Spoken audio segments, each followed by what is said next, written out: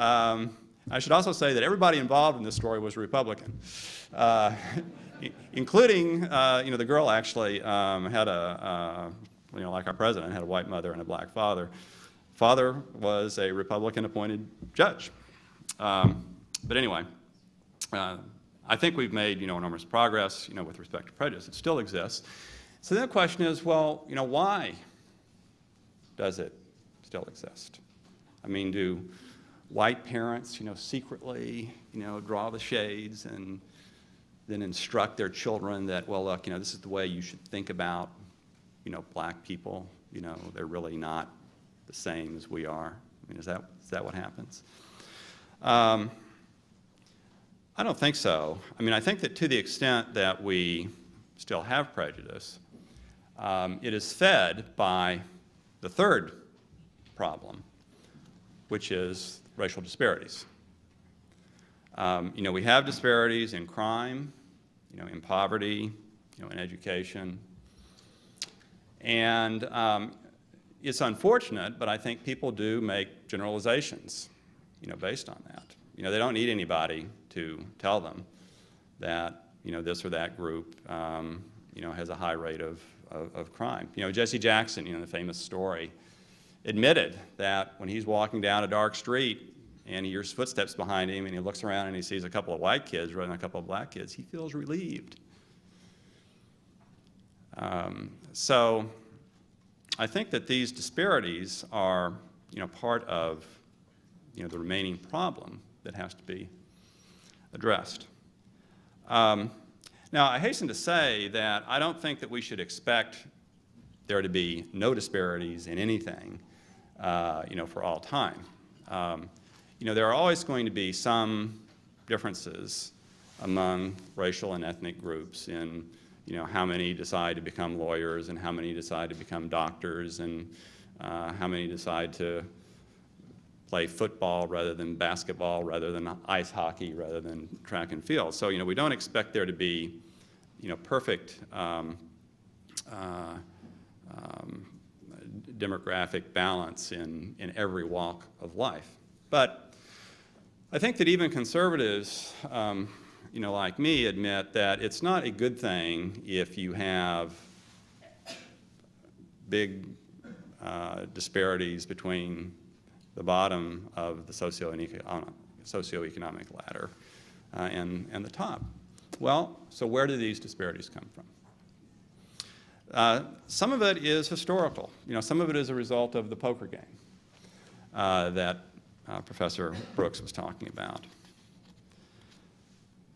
But a lot of it is because of something that we're going to hear, I think, a lot about today.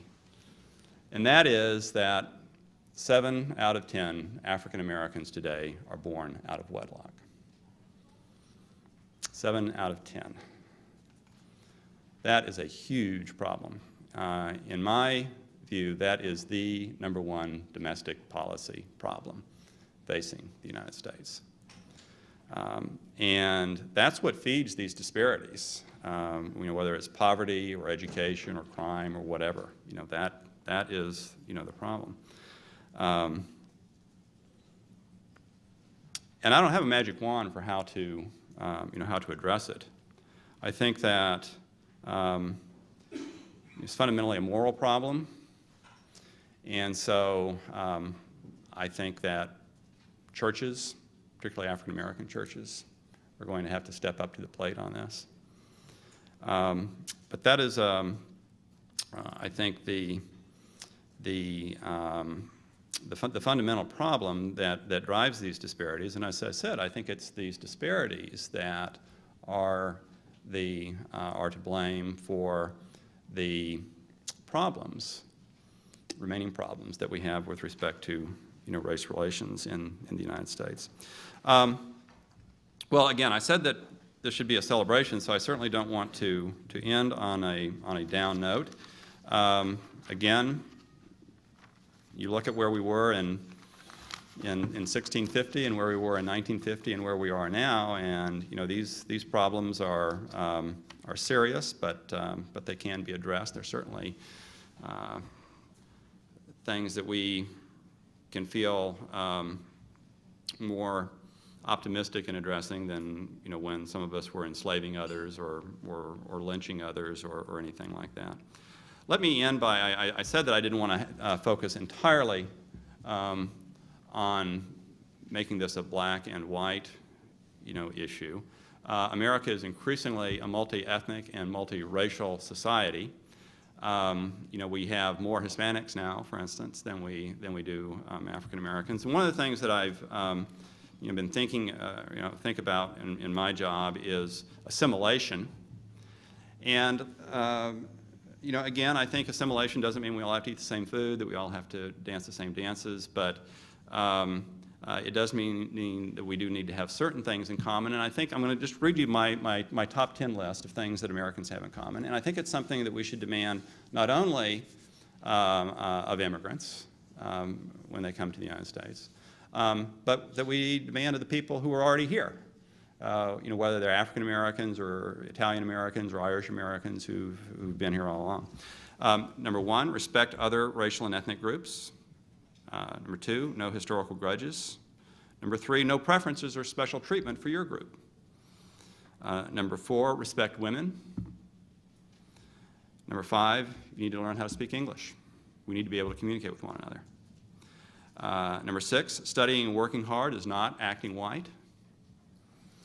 Number seven, follow and respect the law. Number eight, be reasonably polite to one another. I gave this talk in New York City one time and I had to modify that slightly.